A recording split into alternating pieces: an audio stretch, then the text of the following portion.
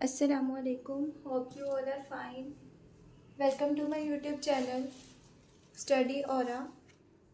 आज हम लोग इंग्लिश का सब्जेक्ट करेंगे और इंग्लिश में हम लोग करेंगे समरी आपकी फर्स्ट ईयर की। A bird came down the walk. अब ये क्या है, हम लोगों ने ये पढ़ना है। ये एक बर्ड के बारे में है, परिंदे के बारे में है। जो एक परिंदा आता है और बहुत खूबसूरती से, एक तो वो जो है इसमें नेचर शो होगी, ठीक है। और जो इसकी पोइटेस हैं वो इसको डिस्क्राइब कर रही हैं ब्यूटीफुली, ठीक है। हम पढ़ लेते हैं पहले इसको। Emily Dickinson is showing us how beautiful nature is. She watches a bird very closely. First he reads, then drinks, then come nervous and finally flies away gracefully. इसमें जो है उन्होंने पूरी डिस्क्रिप्शन यही दी हुई है कि यहाँ पर एक परिंदा आता है, वो बहुत खूबसूरती के साथ जो है एक तो नेचर शो करता है, ठीक है। और वो उड़ता उड़ता नीचे आता है, ठीक है। आके वो कुछ खाता है, कुछ पीता है और कुछ नर्वस भी दिखाई देता है और वो उड़ जाता है, ठीक है। तो अब इसके बारे में हम लोग ये आगे पढ़ लेते हैं। The poem begins with the speaker noticing a bird quietly moving along path. The bird looks natural and unaware that is being watched. It suddenly catches and eats an angelworm, showing the raw side of nature, animal feeding on an other. अब यहाँ पर जो है उन्होंने यही describe किया है, poetess ने बहुत ब्यूटीफुली उन्होंने डिस्क्राइब किया है कि यहाँ पर जो पोइम में क्या कहा गया है कि एक परिंदा है, वो अपने रास्ते पे होता है और वो साइलेंटली मूव करता है, ठीक है।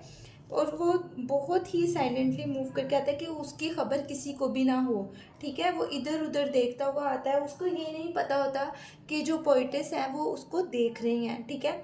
वो अपनी तरफ से बहुत एहतियात से आता है, अपनी हिफाजत के साथ आता है, ठीक है। नीचे आके वो क्या करता है, वो अपने जो होते हैं कीड़े होते हैं, ठीक है, उन कीड़ों को वो खाता है ग्रास से, ठीक है। तो वो जो कीड़े हैं जो वो खाता है, तो इससे एक जो है पोइटेस के दिल में और दिमाग में ये बात आती है कि जो जानवर हैं वो दूसरे जानवर की ज़िंदगी पर इंतज़ार करते हैं और एक दूसरे को खा लेते हैं, ठीक है। देन उसने बताया है कि after that the bird quenches its thirst by drinking dew from the grass and continues moving about the ground in a dedicated manner. अब वो यहाँ पर कहती हैं कि जब वो आता है, वो कुछ ग्रास के ऊपर, आप लोगों को पता है कि ओस होती है, कुछ शबनम के कतरे होते हैं, ठीक है। तो ड्यू ड्रॉप्स जो होती हैं वो उसको पीता है, ठीक है। उस ग्रास पे से वो पीता है और कंटिन्यूसली जो है वो मूविंग में रहता है, यानी कि मूव करता है, कंटिन्यूसली मूव करता है ग्राउंड में, ठीक है। और वो जो मूव करता है वो बहुत एहतियात के साथ केयरफुली मूव करता है और बहुत प्यारा लगता है, बहुत खूबसूरती के साथ जो है वो पोइटेस ने इसको डिस्क्राइब किया है। The poet compares the bird cautious movements to someone being careful not to step into danger, suggested that even small creatures are alert and protective of themselves। वो कहती हैं कि यहाँ पर भी अगर देखा जाए तो आप छोटे से छोटे जो जानवर हैं, छोटी से छोटी जो मखलूक है, वो भी जो है अपनी हिफाजत के लिए बहुत केयरफुल रहती है, ठीक है।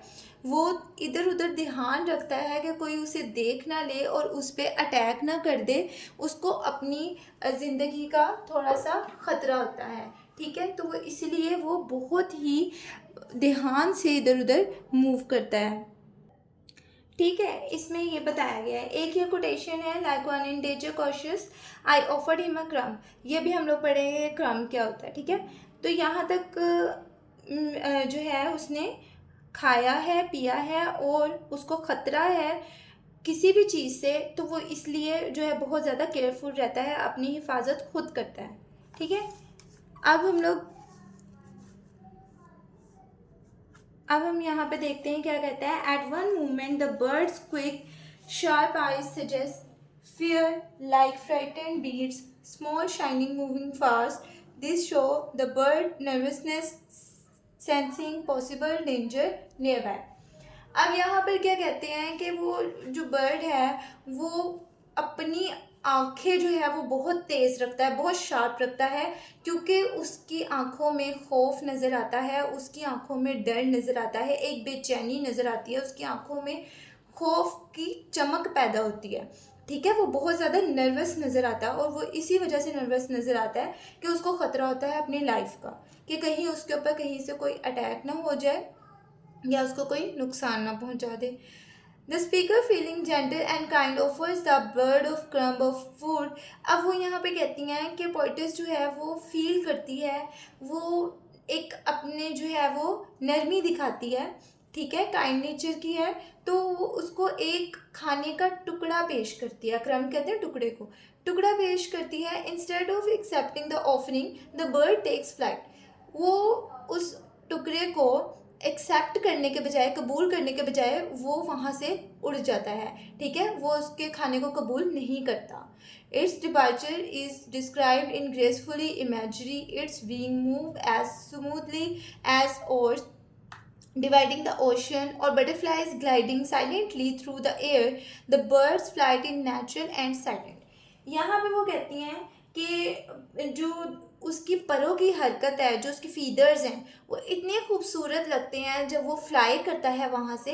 तो वो जब फ्लाई कर रहा होता है तो उसके विंग्स जो हैं वो इतनी स्मूथली जो है एयर में मूव करते हैं, तो ऐसे लगता है जैसे कोई चप्पू समुंदर को चीरते हुए जा रहा हो। देखिए, चप्पू कहते हैं ना कश्ती जिससे चलती है, ठीक है, तो वो क्या होता है, समुद्र को चीरते हुए जाती है, तो इसी तरीके से चप्पू किसी समुद्र को चीरते हुए जा रहा हो, ऐसे ही लगता है जैसे वो भी हवा को चीरते हुए अपने विंग्स के साथ वो जा रहा है, उड़ रहा है। और बटरफ्लाइज ग्लाइडिंग साइलेंटली, और ऐसे लगता है कि तितलियां आसमान में हवा में तैर रही हैं और बहुत साइलेंटली मूव कर रही हैं, ठीक है, तो साइलेंटली जो है वो तैर रही हैं या उड़ रही हैं, ठीक है। The birds flight in natural and silent. जब वहाँ से परिंदा उड़ता है तो वो इतना खूबसूरत लगता है, ऐसा लगता है कि वो जो है एफर्टलेस जो है अपनी उड़ान भर रहा है, ठीक है, बहुत नरमी के साथ और बहुत नेचुरल, और ऐसे ही ये जो है बहुत ज़्यादा खूबसूरत जो है नेचर को उन्होंने डिस्क्राइब किया है, ठीक है। ये थी आज की समरी, और आगे ये कुछ मैंने कोटेशंस लिखी हैं, ये कोटेशंस भी मैं आप लोगों के साथ शेयर कर दूंगी, तो ये कोटेशंस भी आप लोग इसमें ऐड कर सकते हैं। ओके, अल्लाह हाफिज़।